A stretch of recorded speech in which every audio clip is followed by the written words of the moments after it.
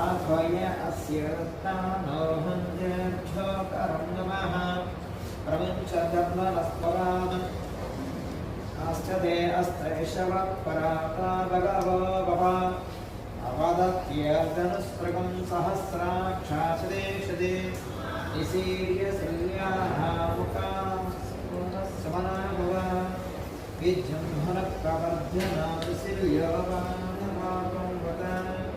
अनेशत्नस्य शव आपुरस्य शङ्गिभिः नमस्ते अस्त्रायुधाय नाटकाय दृष्णवे ह्यान्वतते नमः परिते धन्वनो इहेतिरस्मापुणोक्तविश्वकः आथय इषदिस्तवारे अस्मिन् युधम्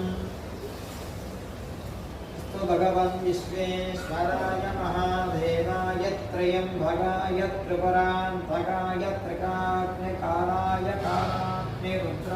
नीलकण्ठाय मृत्युञ्जयाय सर्वेश्वराय सदाशिव श्रीमन्महादेवाय नमः नमो हिरण्यवाहवे तेनान्ये दिशांश्चेभ्यो अरिगेतेभ्यः प्रसूनां पतये नमो नमः जराय कृषीपते पथीनां पतये नमो नमः दुर्गाय विद्याजने नाना पतये नमो नमो अरिगेतायोपवीते पतये पतये नमो नमः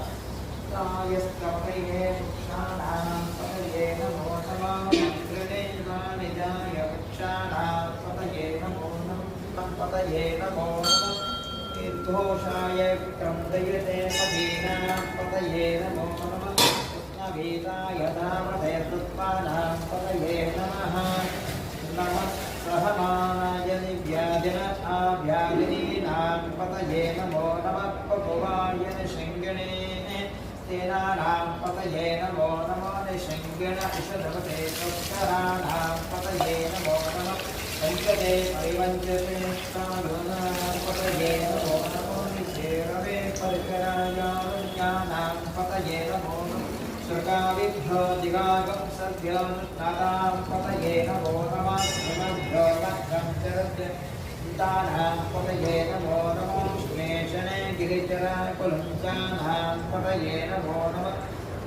धन्वाभ्यश्च वो नमो नमः आतन्वानेभ्यः प्रतिदानेभ्यश्च वो नमो नमः